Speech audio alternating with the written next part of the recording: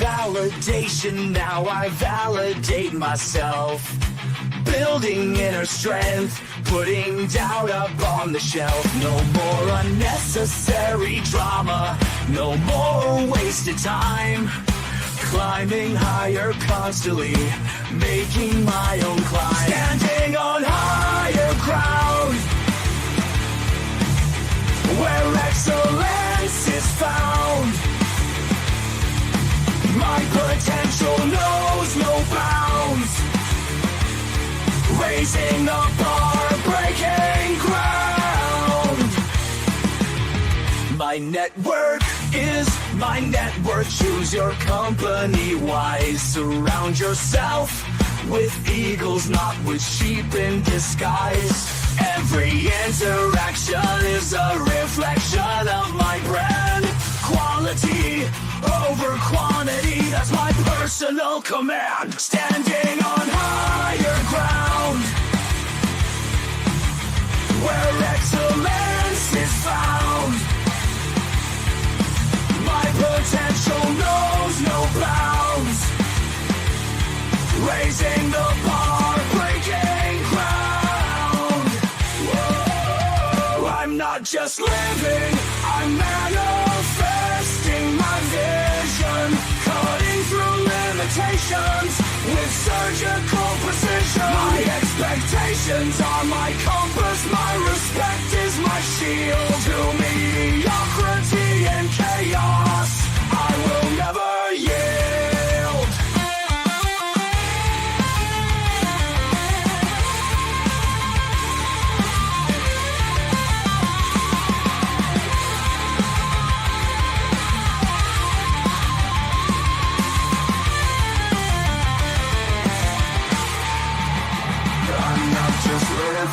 I'm manifesting my vision, cutting through limitations with surgical precision. My expectations are my compass, my respect is my shield. To mediocrity and chaos, I will never yield.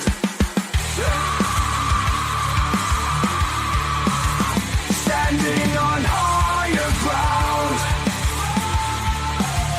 where excellence is found. My potential knows no bounds.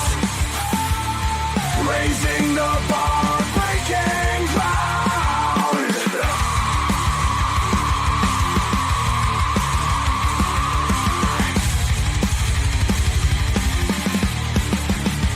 I'm not just living, I'm manifesting my vision. Cutting through limitations with surgical precision. My expectations are my compass, my respect is my shield. To mediocrity and chaos, I will never yield. How you doing, ladies and gentlemen? Welcome to This and That. I'm your host, Xander, where we talk about this, that, and everything in between. Today is one of them Wednesdays where, you know, the day is going, you're getting through it, but the situation is chaotic around here. It's chaotic around here. Make sure that y'all like and subscribe. I appreciate y'all coming to tonight's show. Thank you for coming to This and That. I'm your host, Xander, where we talk about this, that, and everything in between. If I haven't said that twice, I'm gonna make sure I said it at least once. Check it out. We are live 7 nights a week. We were supposed to start about an hour ago. We did get us a little bit of an update. We had Sarah contact us late last night and let us know that she was dealing with some complications, so she's not going to be here tomorrow, but we are going to reschedule the show for later in the month. So as you've seen that I had relocated the episode, so the show is there, still up there for us to have released, but we have rescheduled the show for a different day and time. So we're looking at picking that same exact show back up. We're just going to be doing it, like I said, a little bit later. Now, today we're supposed to be talking about a different country. It took me a while. I was going through some things. So by the time I finished going through all the things I had to go through, I was like, damn, I'm going to go ahead and talk about South Korea. Now, when I mentioned South Korea once before, we were only talking about the news bulletin about the incentives, because there was this lady that was talking about South Korea paying American men $72,000 to go to their country and repopulate, and that was the first thing from the truth.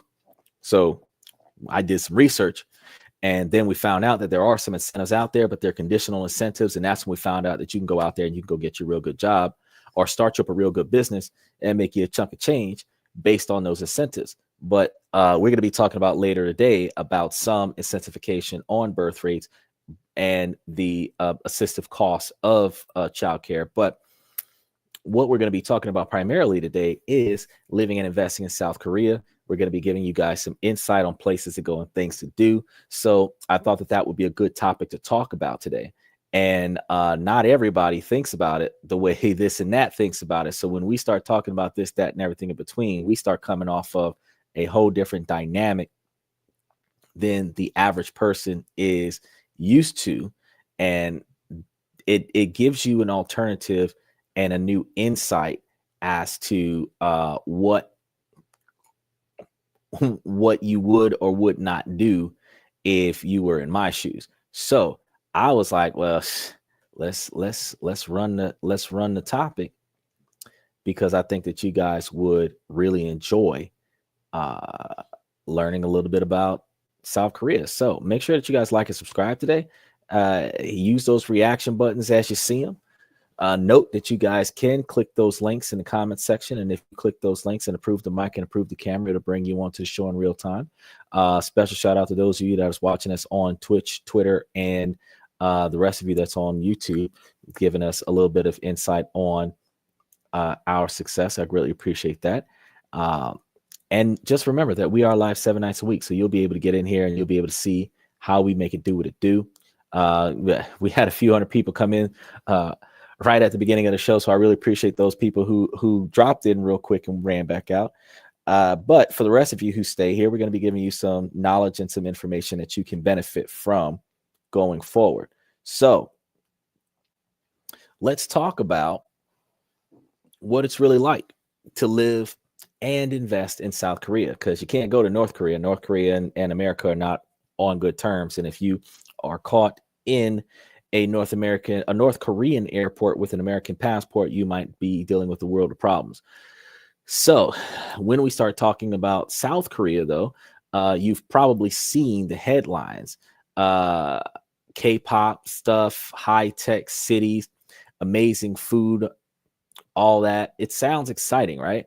But what the reality is, if you're talking about moving there or putting your money into the local market, it's a whole different scenario.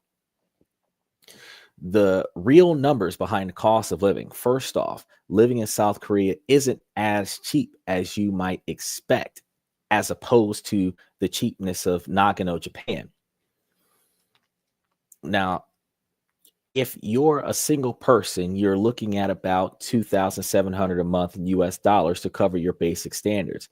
Rent and a studio in a regular neighborhood is the average way to go out there. And that'll set you back around $600 a month. Groceries and eating out there are reasonable, but definitely not a budget scenario by global standards. So how do you save money? Well, in South Korea, if you consider living outside of Seoul, the further you are from the big city, the cheaper things get. If you share an apartment or rent a single room, to cut costs, cooking at home and using public transportation, which is fantastic, and only about $45 a month for a pass, which is far cheaper than Florida. This could make a big difference. Investing in South Korea has certain things that works and certain things that don't. Now, if you're thinking about investing, South Korea's real estate market is opening up, especially in private rental housing and opportunities for seniors, which is what I was telling you guys before. Now, this senior living scenario is going to be a limited niche because of the massive age gap between the elderly and the youth in Korea, which is why they have a population control problem. Their 4 billion is about to make a drastic turn over the next 20 years because all of those that are above the age of 65, 70 years old, they start dying out. The age range is something closer to 45 thereafter, where the entire population is gonna be like 40 years younger and less experienced. Now,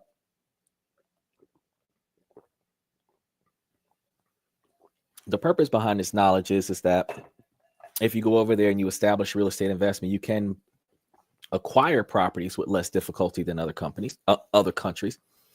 But the concern is that if you do restricted living after a certain number of years, you're going to end up with that massive drop in residency because everybody's going to be under the age of 60 for a long period of time, at least 20 years.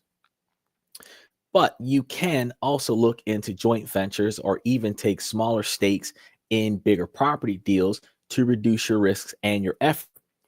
Stocks and ETFs are definitely a thing out there, totally accessible to foreigners. You can go hands off with index funds or blue chip stocks. But remember, returns can vary, and there's no such thing as a guarantee or easy money here. Nothing is easy. It's going to be time consuming.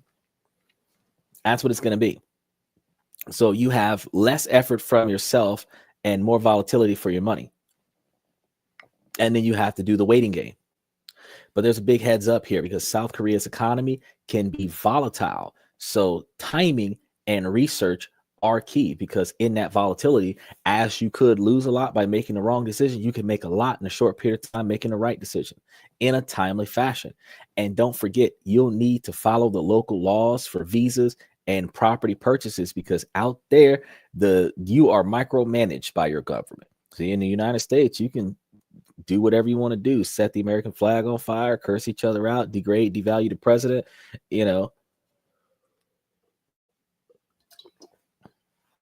In other countries, doing that would be constitution of treason, and you would be mistreated to the umpteenth degree inside of their legal system. Out here, whatever's whatever. They have some local laws, like we talked about on Sunday, how a gentleman came up missing for 2 days because he went to jail in China. Like, out there in those Asian countries, the petty laws are heavily enforced. So you got to be careful what you do before you do it, and make sure that you translate it to a language that you understand. When you go out there, you're not doing anything you're not supposed to do. Life beyond Seoul, we recognize that. We recognize that there's a lot of people thinking South Korea is just Seoul because that's all they see in the movies. But there's so much more to it. Smaller cities offer different pace and lower costs, but language can be a barrier if you don't speak Korean and you don't have any fintech with you that aids you in understanding their Korean. Even simple things like shopping or getting around can be tricky at first. But if you delve into a language hard enough, long enough, you can learn their language, because you ain't got no other choice, because it is not a legal requirement in other countries to enforce English text on anything. So if you don't know what it says, you're rolling the dice on what you're getting.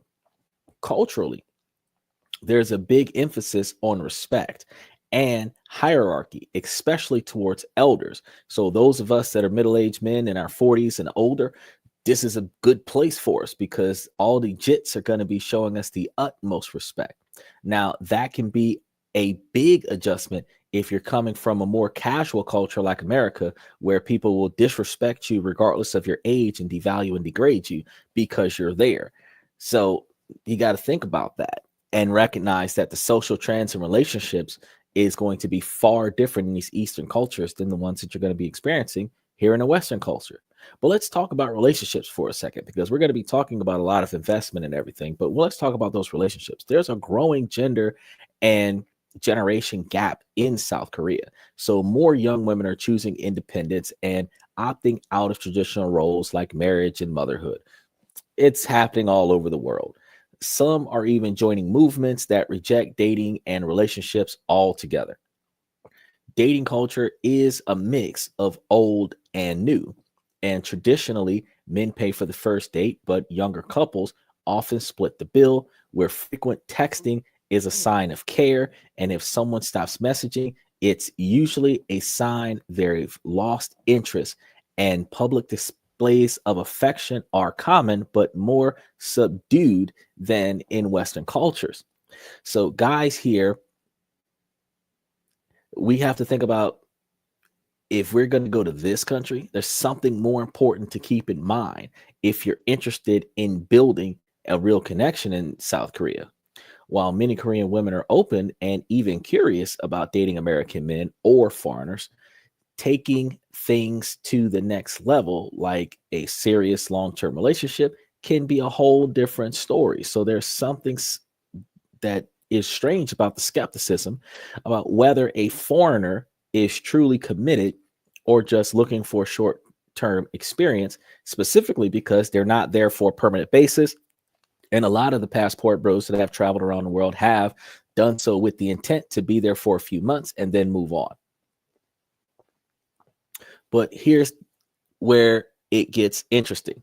If South Korea is facing a record low birth rate, which is what we were talking about at the beginning of the show, and the government is actively encouraging stable families with some of the most generous incentives in the world. So if you're genuinely interested in settling down, you want to start a family and show the commitment, you'll not only gain more trust from your partner and her family, but you'll also benefit from government support. So let's break down what it actually costs to raise a child in South Korea and how much help you can expect from the government at each stage. So first up, in the infant stage from 0 to 1, the average monthly cost for an infant is anywhere between 700,000 yen to 1.5 million yen, and that's about $520 to and actually I think that's won, not yen, which is a little bit different. So it's 700,000 won to 1.5 million won, which is about $520 to 1,100 US dollars. And the good news is that the government steps in with a monthly subsidy of up to about 700,000 won for every child under a year old. So if you're on the lower end of the spending scale, that subsidy could cover the entire monthly cost, like 100%. But if you're spending at the higher end, it'll cover about 47%. That's still a big help. Next up, you have those toddlers and preschoolers, age 1 to 4, which costs stay about the same, around about 700,000 won to about 1.5 million won a month, but the government support drops after your child's first birthday, where most families get between 100,000 to 200,000 per month in won to help with childcare, depending on income and local programs. So for toddlers, the government covers about 29% of the cost at the low end and about just 13% at the high end. Now, moving on to elementary school kids, ages 5 to 12, here's where the monthly costs jump to 1 million to 2 million won per child, which is about 750 to 1,500 US dollars. This is where the government gives help, and this is minimal at this stage, which is about 100,000 won per month. So even though the cost is like 1 million won a month, they're giving you 10%. If you qualify for local education support or after school discounts, that means that, and that's going to mean that you'll get that and the 100,000.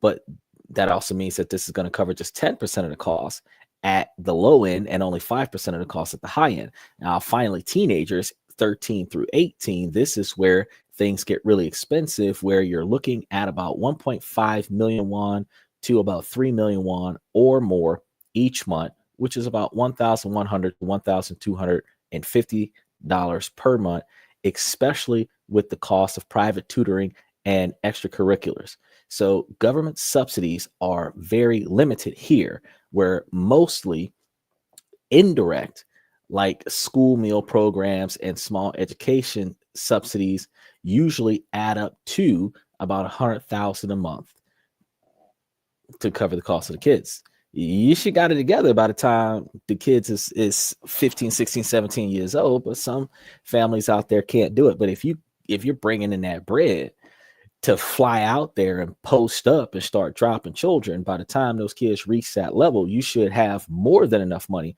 to cover the difference. So you're only getting about 7% of your costs covered at that level, which is on the low end, and about 3% at the high end. Bottom line is the government is the most generous when your child is under 1 year and potentially covering your entire monthly cost. But as your child grows, the percentage of costs covered by subsidies drops sharply, and most of the financial responsibilities falls on families, especially once your child hits high school age and beyond. So if you're serious about a future in Korea, demonstrating your long-term intentions, it isn't just the key to winning over your partner and her family. It is also about opening the doors to meaningful support and a rewarding life here. Now we're gonna take a sidestep real quick and give a special shout out to Void. I see Void in the house. It's good to see you. How have you been today? We've got you some. Let's do this one.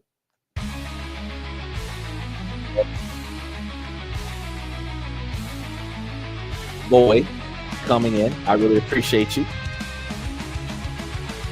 We're about to start putting more effort into talking about the heightened improvements of South Korea's investment opportunities, but I had some discussions with individuals where we will be talking about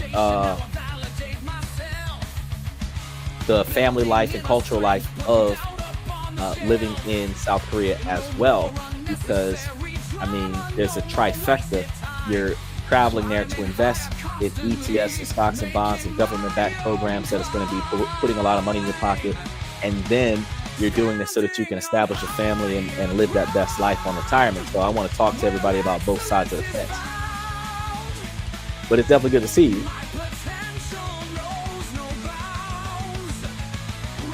Raising the bar. So, moving on. Going to a place that's going to aid you in paying for the childcare, it's a win-win for guys who are ready to commit and build something lasting. So if you're a guy thinking about your next move, whether it's starting a family, investing, or exploring new horizons, South Korea is a place where you can get real support for building your future, and the opportunities are there. And the government is literally paying you to help shape the next generation. I would have the next generation darker than roots. We'd be out there just whack.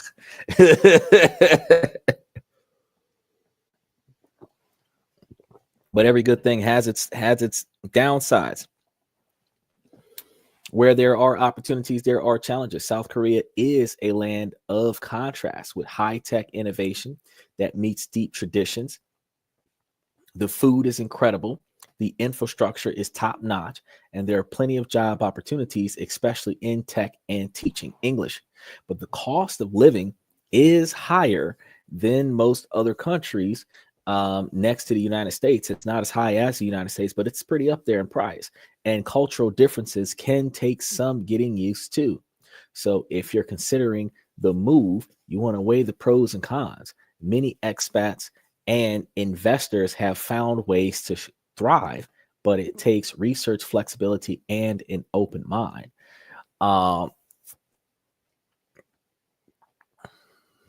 Some of the things that we have come to understand in South Korea is that there are a substantial quantity of things that we could pocket for the betterment of our success. And that is interesting. Hold on, I just got a notification here. Oh, I got people sliding in the DM over here. All right. uh oh, let me go back and grab what I was about to grab about the investment opportunities, because we was just talking about a lot of things. So yeah, they're killing me.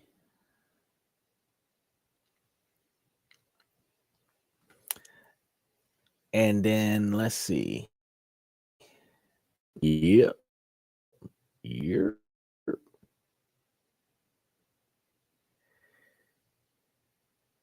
Oh, that's what it did. Oh, okay. I wasn't expecting that. All right. So being able to go over and invest in the ETFs and the other opportunities that they have, because they have foreign incentives in South Korea to invest in, where you would be able to put your money down and pick up some decent investment opportunities out there. I definitely want to make sure that you have the ability to go out there and go get them. So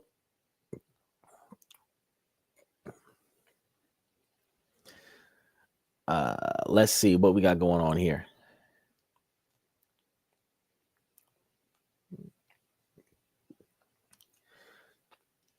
We've got some stats on South Korea where, hold on, that's how much it costs to support the kids. We're looking at subsidies for the adults.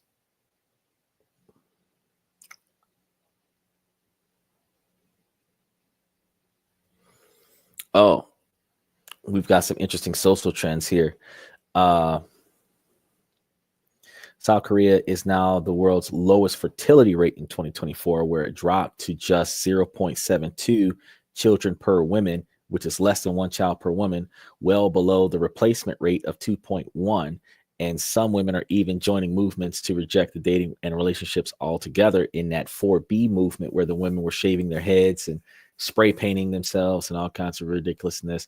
And this is a real thing in South Korea, where some women choose not to marry, have children, or date, or even have sex with men. So dating culture is going to be a mix of the old and the new, where traditionally men are going to be expected to pay for that first date, even though the younger generations is going to be doing that splitting of the bill kind of thing.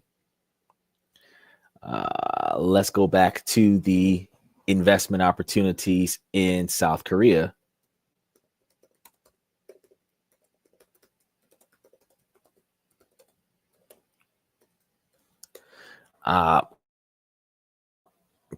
A lot of things have changed since the tariffs, which has set everyone back. So while I was giving you guys a lot of information yesterday and day before yesterday about places to go and things to do, it turns out that there are a lot of things that is going to be highly impacted due to the ongoing existence of the tariffs, where we've got about 30 days left, 30 to 45 days left in order to see TikTok sold.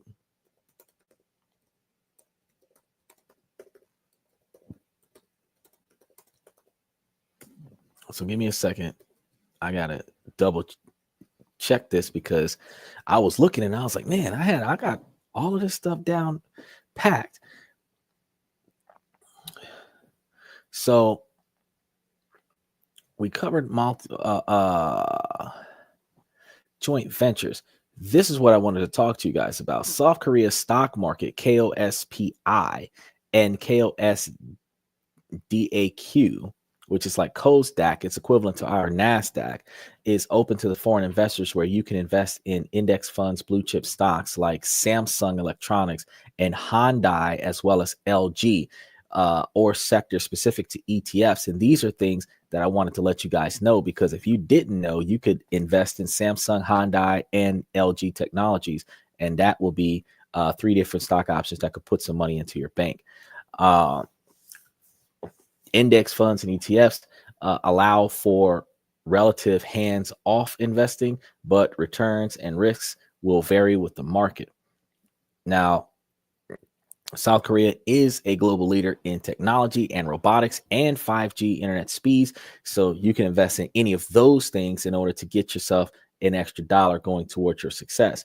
And the government activity supports startups, making it a hot sector in venture capital and angel investing.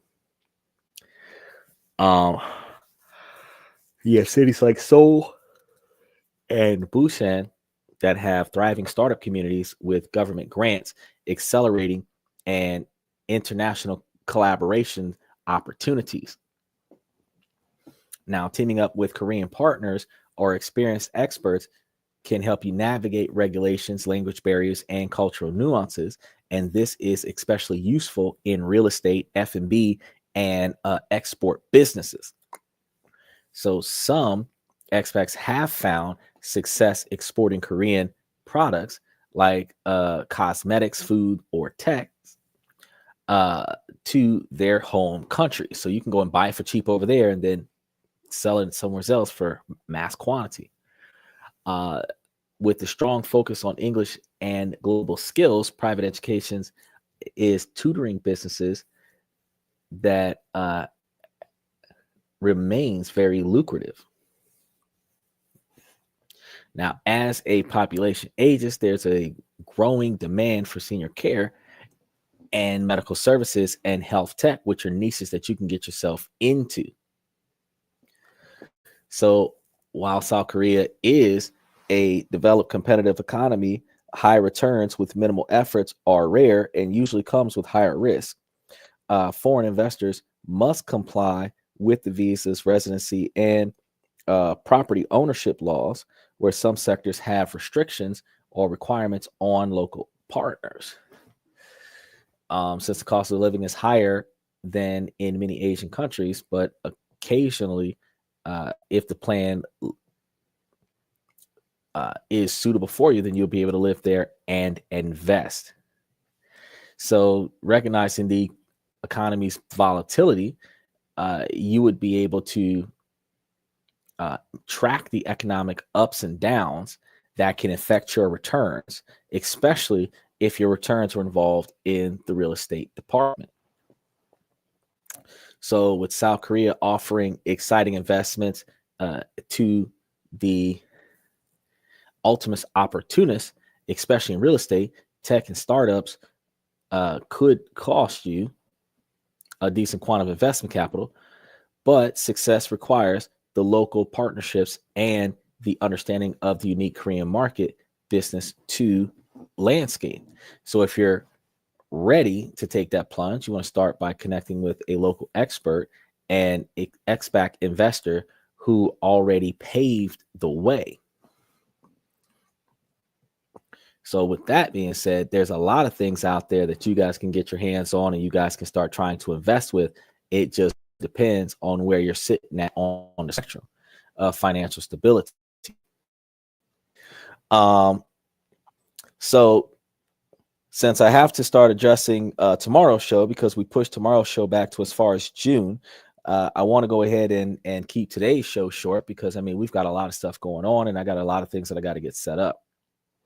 So with that being said, as I appreciate you guys coming to tonight's show, we can travel just about any country in the world and find a better place to go if we don't like where we're at.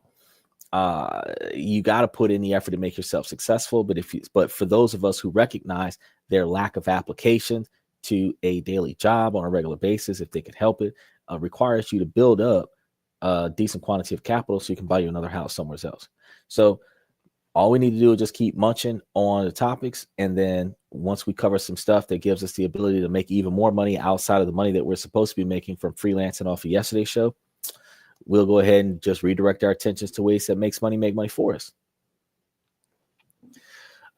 With that being said, as I said before, I'm going to end this thing early. We typically start at about 10 o'clock, 10:30 Central Standard Time, 7 o'clock Eastern Standard Time, and 7 o'clock California time. That's going to be 4 a.m. Green Minutes time and 4 a.m. Universal Standard Time. But we're here live 7 nights a week. If we're a little bit late, we're a little bit late, but we never let the sun rise without going live. So it is imperative for you to get in here because we have investment opportunities for college students. We have investment opportunities for small income individuals, loan money, whatever you want to do. And you would be drawing back a larger revenue than what you would be just twiddling your thumbs and living from check to check. So follow us, go back through all the videos, see how much information that you can gather. A lot of the times I've just started writing down the stuff that's interfering with our success. But in the beginning, it was just the things that interfere with success. Once you get rid of that laundry list of things that are able to be gotten rid of by somebody else, that's when you can start focusing on your stuff. So with that being said, ladies, I'm going to wrap things up briefly and say, as long as the situation doesn't make sense, I'm going to keep asking y'all to make it make sense. And fellas, since we're about 68% followership, this is a male-driven podcast followed by the male's perspective. So I greatly appreciate you guys coming to the show and showing your efforts. I'm going to tap out, so I'm going to let you guys go. And I would thank you guys for coming to tonight's show. Thank you for coming to This and That, where we talk about this, that, and everything in between. And I should be seeing you extensively tomorrow night.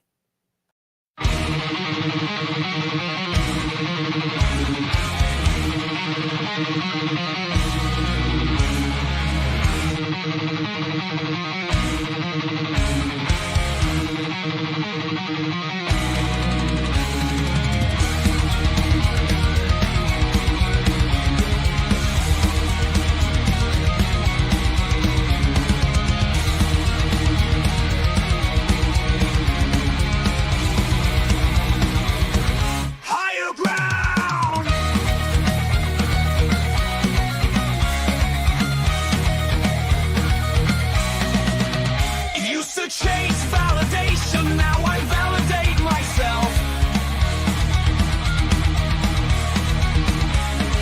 Building inner strength, putting doubt upon the shelf. No more unnecessary drama, no more wasted time. Climbing higher, constantly making my own climb.